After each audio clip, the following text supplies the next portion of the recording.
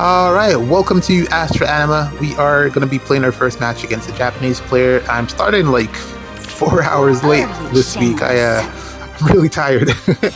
I don't know, I might be coming down with something as well, but we'll see how that goes. I haven't been sick in like forever. I rarely get sick, especially since I've started this new job. I've been, well,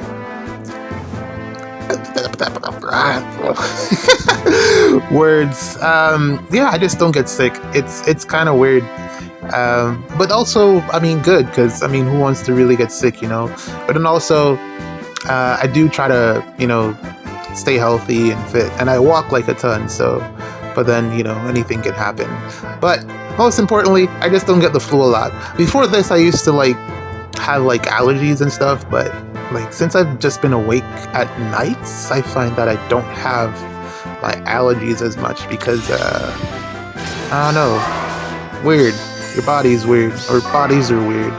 But yeah, actually, I don't particularly like being awake at nights. I don't think most people do.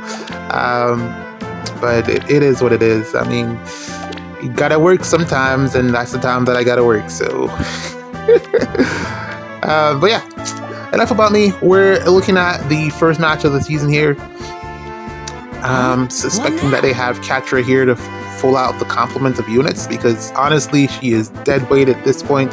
You're better off putting any other new unit there, any other mythics. She really doesn't provide very much. With all the brave damage reduction that is available in most units kits these days. Unfortunately, very sad. Hopefully she gets a refine fairly soon, because one of my favorite units in the game. Although I think I mentioned this before, I have no idea how you can make triangle attack better. Maybe they don't make the effect better, but they just make her as a combat unit better. But I don't see how you improve Catra without improving triangle attack and making it viable again. The two just don't go hand in hand, because she's the unit that introduced that effect. So you kind of want to, you know, bring her back in the meta somehow. Or, I mean, power creep it, sure. Maybe they'll power creep it before they give her a refine. We'll see. But in any case, we're gonna punch Becky in the face. Wait, is that okay? I mean, it's a game, so who cares? But yeah, that's the plan. Even if we don't get the kill, although I think I can position it so I can get the kill, but we'll find out. But we're gonna do this. Reposition down with homeboy here, Ike, yes, and then dance, and then set up the stone terrains to tank the AoE, and everything else will be fine in the world. Ike will survive and just keep pushing. I feel like Ike is borderline unkillable at this point in the in the game. He's especially in Dark Season, where you don't have Ather. I mean, some people are degenerates and they put her there, but Ike is, especially with the Seth support. Oh my god, man! Oh my god, he is so tanky. That is the best thing that you can set up if you want to run Ike currently in the game. Ike and Seth plus the stone terrain. Yeah, he's really hard to kill, impossible to kill, even with the new units. But yeah, let's see. I'm gonna put Nephany here, and we do get the follow-up Fierce Breath, which is needed to take out Heathrun here. Brother and sister violence, just having a little bit of a spat this season, or this month. It's gonna be going on. Interesting part of the story. I finally did the story chapter, and there's clearly something that's hinting towards Henriette having something to do, or maybe I'm just reading too much into things. But it seems like Henriette might play a part in what's to come, being related to Groot, who is the father of the tree, or the tree itself. Blah blah blah. I don't know. But also, it feels like a big grab how they did it. I was gonna say ass grab. Well, there, I said it. Because the reasoning for him to I'll do it. Be evil, it's pretty dumb. Because if he's like this mythical entity, why is he succumbing to the will of some I don't know what race the main antagonist is going to be because he hasn't been revealed yet. But why is he succumbing to the will of this guy who just wants to live forever? I mean, you can just run away to your tree and keep your family with you. They can't find you. Like, it's literally impossible. That's the whole lore behind the tree. It's hidden. How did he capture your family? It just seems like a big grab. I hate waiting. They really need to do better. In that, there are so many other, like, I feel like I've read so many books at this point that I could literally just write a better story than they did. And they did such a good job in the Forging Bonds, because I knew I knew very little about Bernadetta's character before going into the Forging Bonds, aside from she's a recluse. And the entire story from the Forging Bond just made her so endearing. And I actually started liking Bernadetta a lot more because I could see the charm from it was just pouring out of the Forging Bond. I was like, my God, this is a fantastic character. And I totally get why she won with everything that was revealed and how she acted in the Forging Bonds. I was like, this totally makes sense now. So I don't know why they don't just bring some of that writing over into the main story because the main story is just not it, man. It really isn't. Even Alphonse versus Alphonse, or Lith, I thought that was a spectacular take in terms of just Alphonse coming to greatness, getting its ult, story behind him becoming brave. I really like that. Shireen, Anna teaching him how to use the axe, I thought that was genius. Well done. He had a good story. Felix had a pretty okay story for what he is. One-dimensional in terms of his character, but I guess that's pretty much all that they could share. And then Robin had pretty much the same storyline as Robin from the previous Brave Forging Bonds. So I mean, what else are you gonna expect? Robin and Grima, they go hand in hand. But yeah, the story, we'll see where it ends up. Spoilers if you haven't done it yet. I hate spoilers, so I should have probably said spoiler warning. Am I up? Sorry. But yeah, I'm looking forward to how they end it. This story has been pretty mid, so overall, got this. So far, probably not as good as Golveg's story. I feel like Golveg's story was a lot better, even though they did it terribly. It was so poorly written. Even both are bad. Trying to say which one is better is pointless. But yeah, both are bad. What else? I picked up Dual Ephraim from the Binding Worlds because I got nothing else. There was an Enduring, but I was like, pass. I think I could build it if I really wanted to. And then there was one other unit that was kind of noteworthy, but I don't even remember who she was. So, and it's definitely a she because there's no male characters in the game, so it was definitely a female character. But I passed on that. Dual Violet. I was hoping to get a copy from. That would have actually. I wonder if the banner is still up. She's red too. That could work out in my favor, actually. What now? I'm having thoughts about something. I'll talk about it later. If I remember, of course. But yeah. But also she didn't have the skill, and I don't have a copy of the skill, so it wouldn't have made any sense anyways. But yeah, that's where we are. I'll guide you. Ike, Clapping Cheeks. I figured for the start of the week I should try to score as optimally as I can just to start off the week, because I have one new team that I want to test out and it might not go well. So I wanted to just get some scores on the board before I get things going. And also this map is a little bit challenging to use that team on, since I don't have very much practice with that team. I've been trying to find Nephany, switching topic, a use for this Nephany or a better build for her. support is really good for special jumping. I really like that because it's not like locked to a unit type. The downside is that she herself is not a very good combat unit. And I've been like, even in this match, I've been struggling just moving her around the map. I've been considering giving her, I think I mentioned this before as well, giving her an oath skill, but I don't have one available. The other option is to somehow pull a tune peony whenever that comes back around. So there's that. But until that point, or until then, I don't really know what I'm going to do with this unit. I'm going to pin this Camilla. I think I have a strategy in mind. Fine. Yes. Yeah, I'm going to pin this Camilla. I'll do it. But yeah, Nephany, I like her support. It's really nice, but I don't think I'll be using her on defense. On offense, she's a good alternative to using the Robins, the baby Robin and the brave Robin. She's a good alternative, but I don't think she is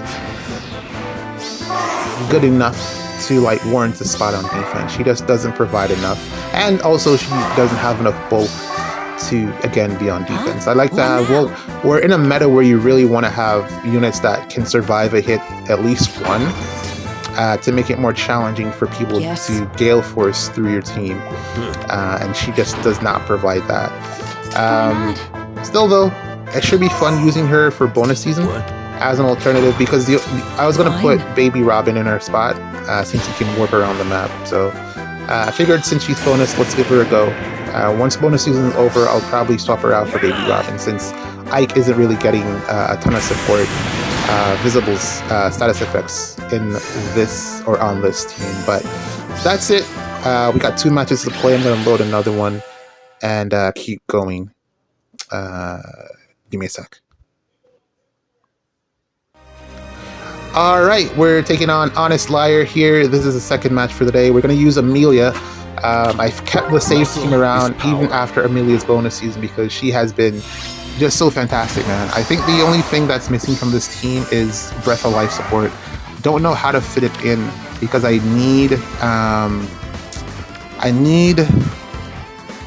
was considering like bringing Alphonse onto this team, but I'd have to remove someone.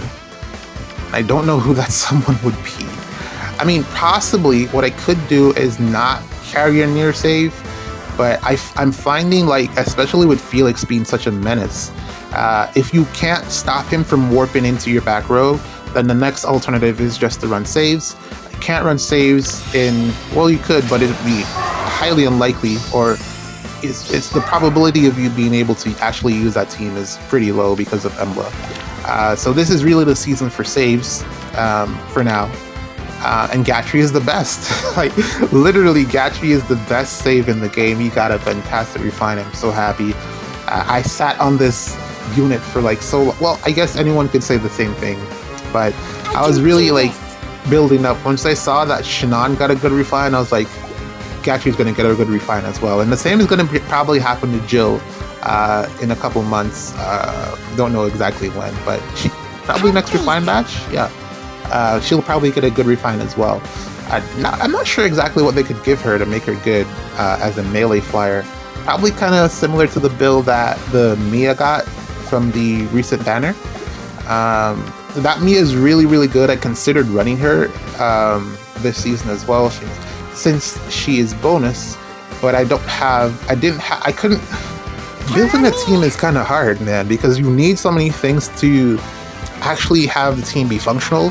You can't just, it's not, gone are the days when you could just put out your Brave Marth and have him solo everything. I had to stop using my Brave Marth team because there's debuffs everywhere, like so many debuffs, and I have no way of cleansing them, so he would not be able to trigger his Vantage, and that's bad, especially when you're coming up against a team that uses Nurgle. And Nurgle is everywhere because Nurgle is a fantastic unit, rightly so, because his game, well, actually no, Roy's game is underrepresented. Nurgle's game has a good amount of units. But yeah, he's a fantastic unit, and he's everywhere, so I had to eventually bench Marth because of that, because once that Essence Drain hits off, it's all over. It's all over for that Vantage strategy. I could probably try to see if I could get Marth some more stats to try to hit through the Lagoose Friend Nurgle build, but it's very tough, and especially if there's like a Hardy Bearing on that build, it's GG's. It's all over. Where do I travel? Not a lot to do here on this offensive setup or against this team. We'll see how it plays. Celica will still lose to Amelia, who is the fastest unit in the game at this point, depending on how you build her or how you support her. Well, at least in Ether Age, she's pretty fast. But Celica might still be the fastest unit in the game, I think. Might still be. But yeah, Gatri is amazing. He takes like no damage every time. And that's what you want from your armor units. You want them to take no damage.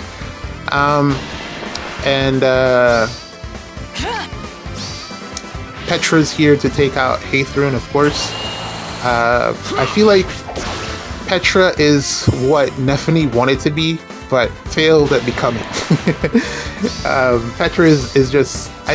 They really gave Petra the 3 houses treatment, but then again, she already had the beast effective damage, so she was only going to scale higher based off of that, so it was bound to happen. Nephany, she has a lot of true damage in her kit, but it's still not enough. It's still not enough, and lacking the no follow-up is a big problem. I just realized that Amelia only has 60 health. And that's a problem for a tank. I might have to summon or support her or something. 60 is not a good number. It's either that, or as I was saying before, I was contemplating putting Alphonse on this team for the Breath of Life support because she needs to be able to heal more than 7. Yeah, 7 is not enough in this day and age where there's so much chip damage.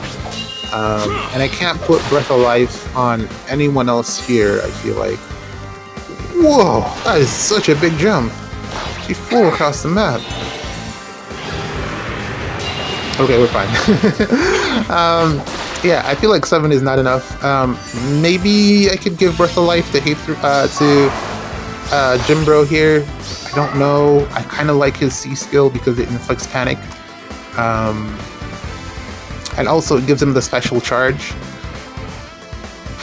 I don't know, man. Because without the special charge, it's unlikely that he's going to get his Sphere Speed off because he doesn't have tempo. So, yeah, he really needs that C skill. And I can't put it on Plumera because Plumera is the one that is there for mobility. And then Veil is here because she scores the highest for me. And she's also very good. Like, really, really good.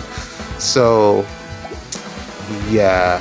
No space for it. I'd have to drop Gatri or something. And I don't want to do that. I mean, maybe eventually when I'm unable to use my save team, I'll probably do that and just like run Amelia. Or I could Still not done. drop Amelia and run a unit that, you know, for like, hopefully if Brave Violet gets a gooder find, let's say, Gatri plus Brave Violet might be interesting. Is that so? I don't know. We'll see what happens there. Speak. But yeah. Where do I travel? Just some thoughts. I've been seeing people have a ton of fun with Alphonse. I've seen some showcases of Alphonse tanking everything, getting a bajillion stacks and just surviving. He's actually like insanely tanky. I've been like back in the lab cooking up and trying to, you know, set him up for light season. Which is where I feel like I landed on in terms of keeping him in light season because I don't know. I feel like the support, the fact that Lumera is a mythic in light season just makes more sense to me than to bring Fallen Lumera. I don't know. That's just my thinking at this point. Alright, welcome to another day of Ether Raids. We're taking on Sunken Cost here, and we're going to show off the brand new team that is here. It's Felix time, and one of my new favorite units in the game, Nats. I think she is my second favorite from... What I mean I think she is. She is my second favorite unit from Engage. Yunaka being first, of course, but Panette is fantastic. I hope she gets a really good ult at some point further down. But yeah, she is really good. I don't have, well, I don't have dual Asker. I think I've mentioned this before. So what she provides with the special acceleration is just sublime, man. As soon as I read what her weapon was able to do, was like, okay, I'm plus 10 in this unit. She is going to be on Gale Force in Astra season, because I don't have, well, of course Asker is in light, so I didn't need her there, but I don't have a good team for Gale Forcing for this season, because melee is tough with the trap placements, which is why Felix is here. So the thing is, a lot of Gale Force teams have a combination of ranged and melee options, but for me, I like to have, or I have like one ranged Gale Force team, which is with Celica and Leon, and then I have this melee Gale Force team, which, as you can see, there's only one ranged unit here, and it's duo Satyr, Baby Golvig, because of what she does in shutting down units. I wanted that to be regular Satyr, the mythic version, but her res is just like nowhere near. I couldn't get her res high enough to match Ather, who is usually going to be on the opposing team, I think is what I want to say. Yeah. So yeah, because baby Ather here has the baby Golvig here has the highest res, or a higher res than my current mythic Satyr, the choice was natural for me. It would have been nice to get the extra 3 attack or 4 attack, whatever it is, to add to Felix's AoE. This is AoE Felix, by the way. Say hello, Felix. But it is what it is. We will make do with the bonus, or the bonus doubler here from Jimbro, which does work out fantastic in most situations. Again, hello Panette. She has a fantastic stat distribution for pulsing down your entire team. I don't have Garrick either. No follow-up was the trickiest thing, because not that they both need it, but it's a good addition to ensure that you win some matchups. I don't know how this guy got 70 res on Becky here. 70 is so much with the Miracle. Yeah, this is just such a high number. So I'll show you how the team works. We're going to get going shortly. Just showing you a couple of details here. I'm kind of concerned about being able to shut down Becky there, because I'm only at like 60, and 70 is higher than 60, of course. But, and also she doesn't have her blue buffs here, because she does get blue buffs to defense and res, I think, somewhere in her kit, somewhere. But we have bonus doubler here, so we'll see how that plays up in getting Baby Golvig to be able to meet that res check. Hopefully we don't need more than 2 turns. This is really it can work in 1 turn, but sometimes 2 turns is really what you want to do. Felix here is going to do the thing that you've seen Felix be able to do, the new hot trick on the market, which is to move and then move again. Like nothing happened before. What I like about it is the fact that it acts as a refresh, so it also removes any penalties that are on him. Even though the clash effect would have probably done the same thing, it's going to remove any penalties that are currently on him. The target here is going to be the dual unit in the back, Sanaki, because I want to be able to use my dual skills, which is the other reason that I chose Baby Golvig, because warping has gotten ridiculous in the game.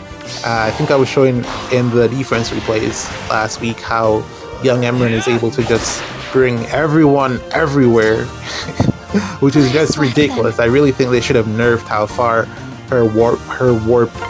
They shouldn't have allowed her to do that. She seems a little bit broken. But then I remember that Baby Golvig can kind of do something similar, so I guess it's only fair. And then we have dual peony here as well for the extra action. It's a really synergistic team, which is why I was saying that team building is so difficult, because you want to make the most use out of each of the units that you're bringing, because you don't want, let's say, a pot to get missed because you forgot to give someone infantry pulse or something like that, so they miss out on an extra action. Or for a dancer, let's say this was actually just Rearm Plumeria, she can't do the dual, she doesn't have the dual button, so you give the extra action. So yeah, you got to make sure that you're thinking your teams through properly. I feel like I did a fairly okay job with this one. It doesn't 100% depend on Jimbro here, but his role is primarily to take out Becky, because with Labu's friend, yeah, this team without him isn't able to take out Becky. She gets really bulky, especially with that miracle build that I've been seeing a lot of people gravitating towards her running miracles. Personally, I think you should always go for a damaging special, because killing your opponent is better. Killing your opponent is generally better than surviving. Yeah. But in the event that you can't do that, I guess surviving is the next best thing. She does have fairly decent killing potential. It's just that she player phases poorly because she doesn't get a guaranteed double.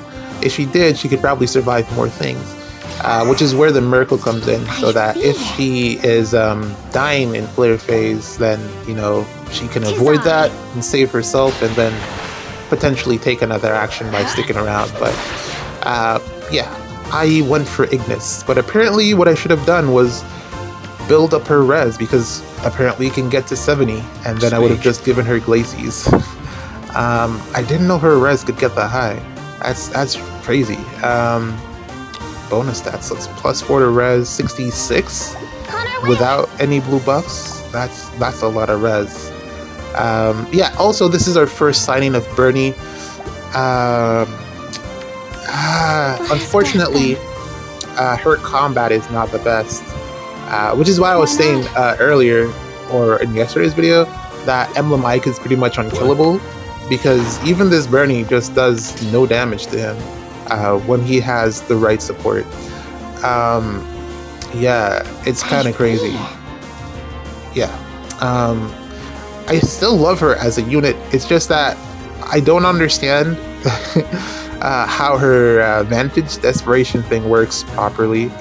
I've tried it out a couple of times and it's failed every time. Even when I've put on the debuffs, or I've gotten the debuffs to swing, it still failed. So I'm still working on that, trying to get it to work. Not really too bothered about her like tanking melee threats. It's really for the ranged threats. Like I want to see her like take out Nurgle with Vantage.